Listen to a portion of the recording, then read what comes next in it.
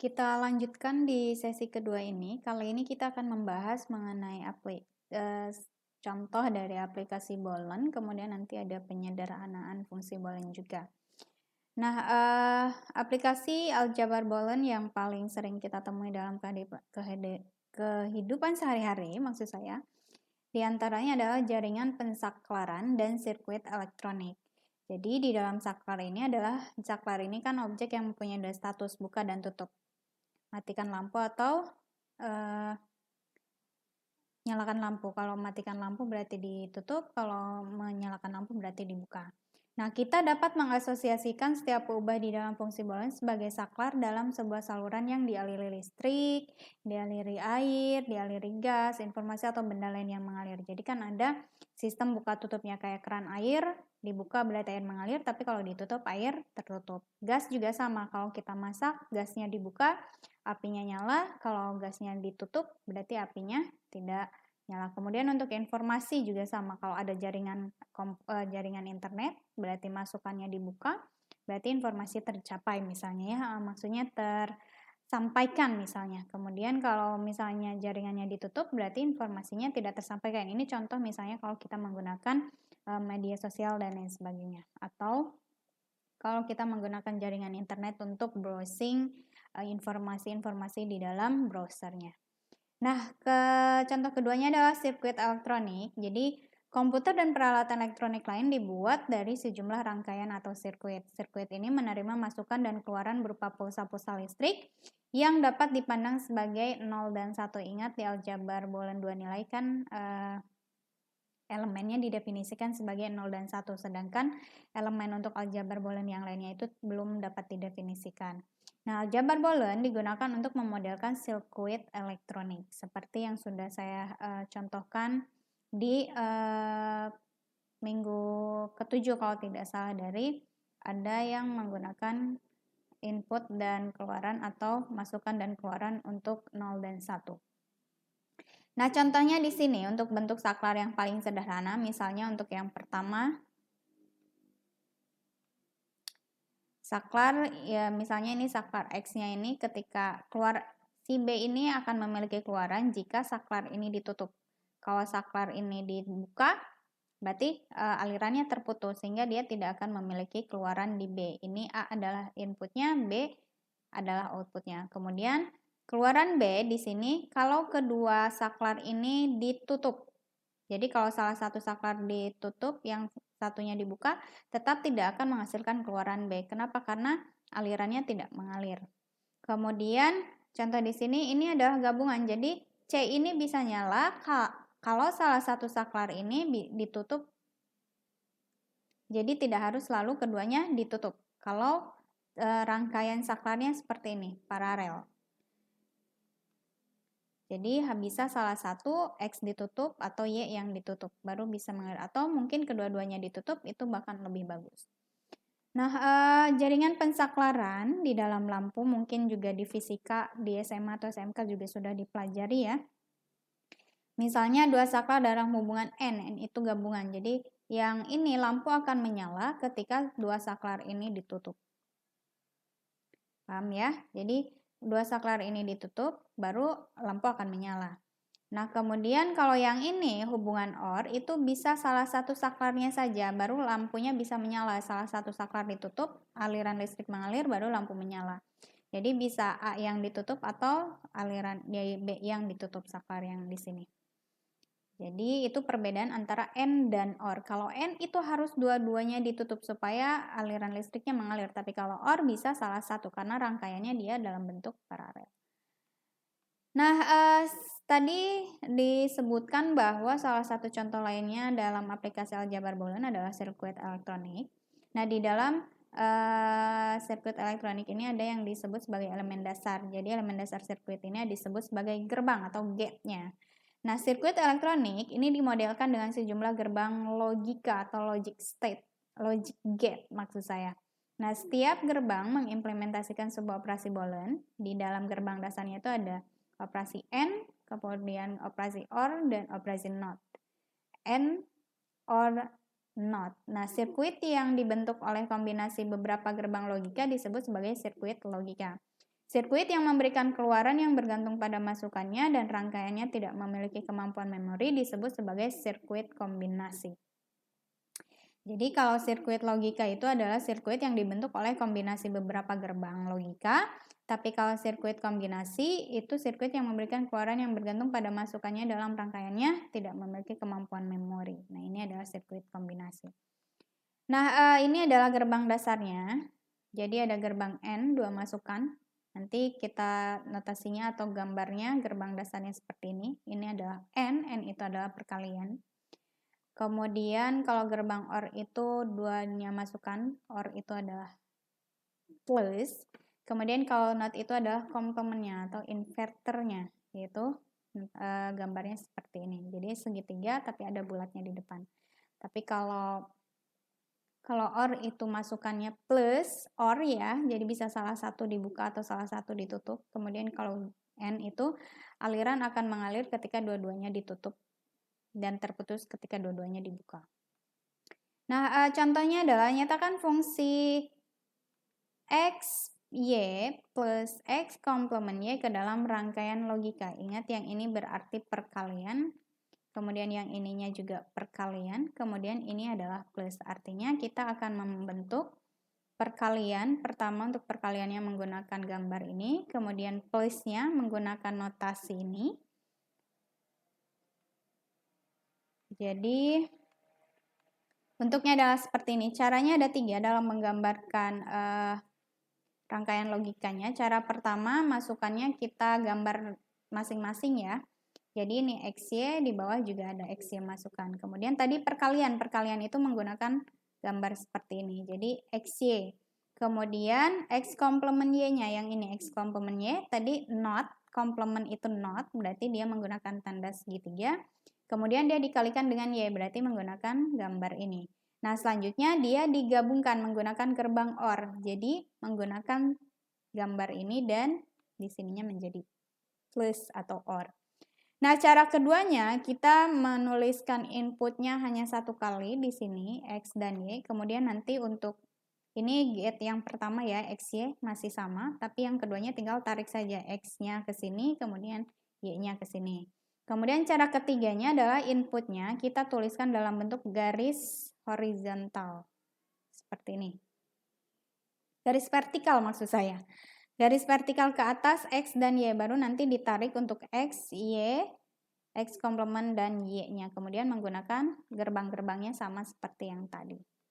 Jadi cara menggambarkan dalam rangkaian logikanya ini ada 3 cara. Pertama menuliskan inputnya masing-masing diulang. Cara kedua itu nanti menggunakan tarik. Kemudian cara ketiganya menggunakan garis vertikal ke atas. Nah, kemudian tadi ada juga selain gerbang N, kemudian OR dan NOT, ada juga gerbang logika turunan, ada NAND, ada NOR, kemudian XOR dan XOR. Nah, di sini gerbang turunan ini merupakan kombinasi dari gerbang-gerbang dasar. Kombinasi dari gerbang-gerbang dasar. Jadi yang tadinya kali kemudian dikomplementkan atau NOT. Kemudian yang OR dinotkan. Kemudian XOR dan XNOR. Nah, gerbang NOR ini disusun oleh kombinasi gerbang OR dan gerbang NOT. Tadi sudah saya sebutkan ya, gerbang OR dan gerbang NOT. Jadi, yang tadi ini komplement dengan gerbang OR dulu, kemudian dinotkan. Kemudian dengan menggunakan hukum De Morgan dapat dibuat gerbang logika ekivalen yang ekivalen dengan NOR dan NAND. Jadi ini XY komplement ekivalen dengan X plus Y dikomplementkan. Paham ya? Nah, selanjutnya adalah penyederhanaan fungsi Boolean. Jadi, fungsi Boolean ini bisa kita sederhanakan, yaitu mencari bentuk fungsi lain yang ekivalen tetapi dengan jumlah literal atau operasi yang lebih sedikit. Kalau tadi kan di video sebelumnya untuk bentuk kanoniknya itu literalnya harus lengkap. Literalnya atau termnya harus lengkap. Nah, kalau di penyederhanaan fungsi Boolean itu literalnya lebih sedikit, jadi tidak harus lengkap. Nah, penyederhanaan fungsi Boolean ini disebut juga minimasi fungsi. Ada 3 metode yang dapat digunakan untuk menyederhanakan fungsi Boolean. Pertama secara aljabar, menggunakan hukum-hukum aljabarnya, kemudian menggunakan metode Karnaugh dan metode Cohen-McCluskey. Nah, yang akan kita bahas adalah metode peta Carnot. Yang pertama di sini dicontohkan dulu ya untuk secara aljabarnya. Secara aljabar, ini kita menggunakan hukum-hukum aljabar, kemudian ada prosedur cut and try yang memanfaatkan postulat, hukum-hukum dasar, dan metode manipulasi lain yang sudah dikenal. Contohnya sederhanakan fungsi boolean ini. X plus X komplement Y dan fungsi boolean X dikalikan dengan X komplement plus Y. Nah, kita harus menggunakan hukum-hukum aljabar. Pertama, untuk yang A, kita gunakan hukum distributif. Jadi yang ini akan berubah menjadi hukum distributifnya yaitu X plus X komplement dan X ditambah dengan Y. Selanjutnya kita gunakan hukum komplement. Yang ini hukum ini menggunakan hukum komplement ini bernilai 1. Artinya bersisa X plus Y. Ini max term. Kemudian nanti akhirnya bentuk sederhananya adalah seperti ini. Nah, selanjutnya untuk yang B, kita pertama sama menggunakan hukum distributif. Yang ini berubah menjadi penjumlahan dari hasil kali. Jadi yang tadinya perkalian di sini, penjumlahan dari hasil kali ini dikalikan, kemudian yang ini dikalikan. Jadi X komplement ditambah dengan XY. Nah, selanjutnya hukum komplement, gunakan hukum komplement yang ini adalah 0. X dikalikan X komplement, kalau X ditambah dengan X komplement itu 1, tapi kalau dikalikan nilainya 0, kemudian ditambah dengan XY. Nah, ini adalah bentuk sederhananya. Selanjutnya yang akan kita bahas adalah metode peta Carnot. Nah, metode ini ditemukan oleh Macrae Carnot. Nah, metode grafis untuk menyederhanakan fungsi boolean. Jadi ini menggunakan metode grafis. Peta Carnot ini adalah sebuah diagram atau peta yang terbentuk dari kotak-kotak. Kotaknya ini berbentuk bujung sangkar yang bersisian. Nah, tiap kotak merepresentasikan sebuah minterm. Ingat, untuk peta Carnot ini menggunakan minterm. Minterm itu adalah perkalian. Tiap kotak dikatakan bertetangga jika minterm yang merepresentasikannya berbeda hanya satu buah literal. Berbeda hanya satu buah literal. Nah, ini peta Carnot dengan dua peubah. Jadi ada minterm 0, 1, 2, 3. Kemudian di sini ada X, di sini Y. Tadi di dalam peta kebenaran ya, X-nya bisa 0, 1. Kalau X-nya 0 berarti dia komplement. Kemudian kalau 1 dia tanpa komplement. Kemudian Y juga sama, yang di sini berarti komplement. Yang ini berarti tidak. XY komplement, ini adalah kombinasinya. Perkalian minterm, nah ini adalah mintermnya. 0 dan 0 berarti X komplement dan Y komplement. Atau bisa kita tuliskannya seperti ini. Berdasarkan definisi dari 0 dan 1-nya. Nah, selanjutnya contohnya adalah gambarkan peta Carnot untuk fungsi boolean XY ditambah dengan X komplement Y. Peubah tanpa komplement dinyatakan dengan 1 dan peubah dengan komplement dinyatakan dengan 0. Ingat, ini yang sudah saya jelaskan di video sebelumnya. Jadi kalau tanpa komplement itu 1 untuk minterm, kemudian 0 adalah dengan komplement. XY dinyatakan dengan 1, 1. Jadi Anda tuliskan dulu di sini. Ini 1, 1, kemudian ini 0, 1. Selanjutnya untuk dua peubah seperti ini, tadi yang memiliki 1, 1 berarti elemennya tuliskan 1. Kemudian X komplementnya 0, 1 berarti ada di ini 1, 1, yang ini 0, 1. Nilai 0, 1 di sini ini menyatakan 1 itu adalah elemen. Ingat ya, anggota dari fungsi ininya, atau menyatakan ada dalam fungsi, kemudian 0 itu tidak ada dalam fungsi. Jadi minterm yang ada di dalam fungsi adalah minterm 0, 1 dan 1, 1.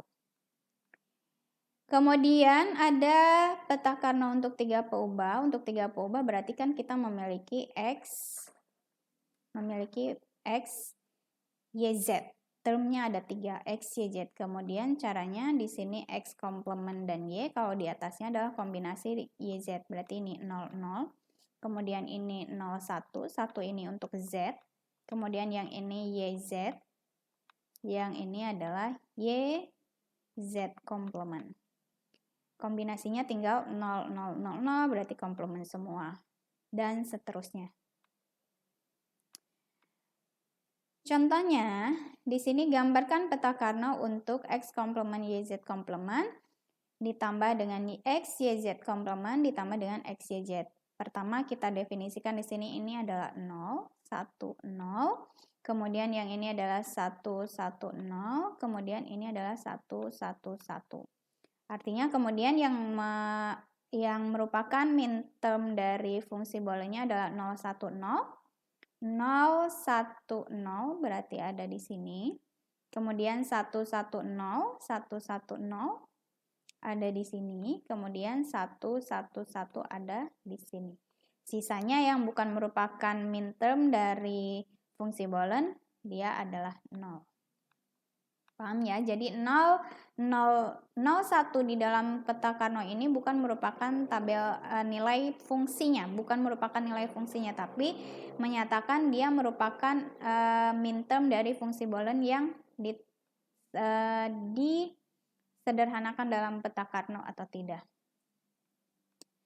Nah, contohnya, contoh persoalannya, kita memiliki majority gate merupakan sebuah rangkaian digital yang keluarannya sama dengan 1 jika mayoritas masukannya bernilai 1. Ingat, jika mayoritas masukannya bernilai 1. Mayoritas masukannya bernilai 1.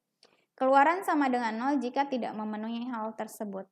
Dengan bantuan tabel kebenaran, carilah fungsi boolean yang diimplementasikan dengan 3 input majority gate, kemudian sederhanakan fungsinya lalu gambarkan rangkaian logikanya. Jadi yang pertama kita harus tuliskan dulu tabel kebenarannya dengan kriteria ini. Katanya tabel kriterianya ini adalah sebentar.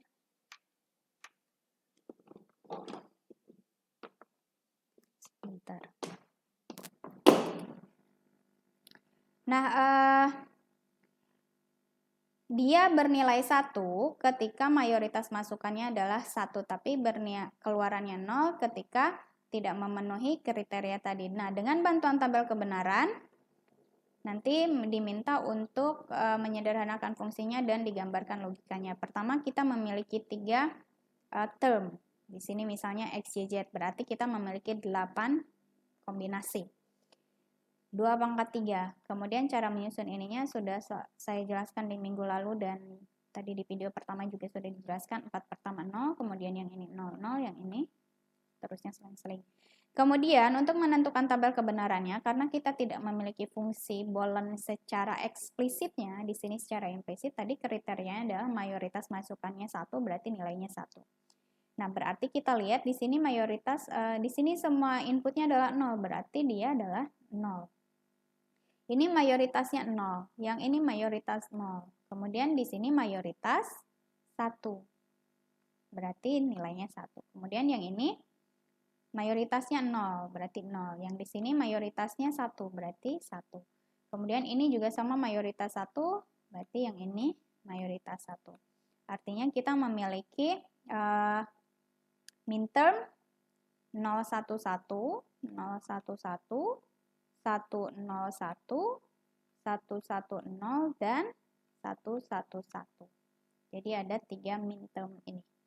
011, 101, dan 110, dan 111. Nah, selanjutnya kita gambarkan peta Carnot-nya. Tadi peta Carnot sudah dijelaskan di sini. 0, 0 untuk Y komplement Z komplement, yang ini Y komplement Z, yang ini YZ, kemudian yang ini YZ komplement. Kemudian kita memiliki mintermnya tadi ini 011, 101, 110, dan 111. 011, 011, kemudian 101, 111, dan 110. Kemudian disederhanakan fungsinya yaitu XZ. XZ itu adalah yang ini. Jadi komplementnya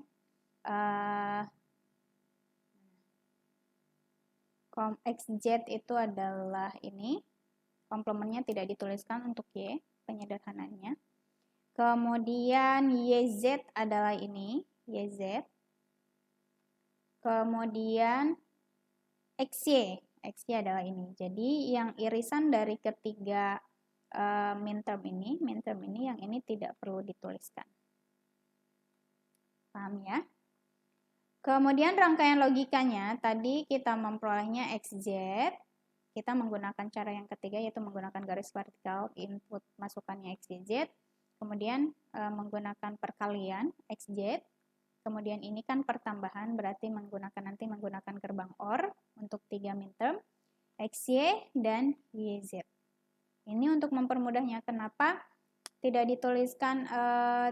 dituliskan komplemennya? Karena sebenarnya itu untuk penyederhanaan fungsi dan menyederhanakan rangkaian logikanya. Nah, di sini ini adalah gerbang OR-nya. Jadi nanti kan XZ ditambah dengan XY ditambah dengan YZ. Paham ya? Jadi kenapa tidak dituliskan komplemennya? Itu untuk menyederhanakan rangkaian logikanya. Nah, selanjutnya contohnya, di dalam unit aritmatika komputer, ini terdapat rangkaian penjumlahan adder. Salah satu jenis rangkaian penjumlahan adalah penjumlahan paruh atau half adder. Nah, rangkaian ini menjumlahkan 2 bit masukan dengan keluarannya adalah sum dan carry. Nah, ini adalah tabel kebenarannya. Sum dan carry ini menggunakan tadi penjumlahan half adder. Jadi kita memiliki di sini untuk sum itu minterm 01 dan 10, sedangkan untuk carry itu hanya 1 dan 1 saja. Sehingga rangkaian peta Karnaugh untuk sum, tadi sum itu adalah 01 dan 10. Jadi X komplement Y dan XY komplement. Sehingga tulisan sum adalah seperti ini.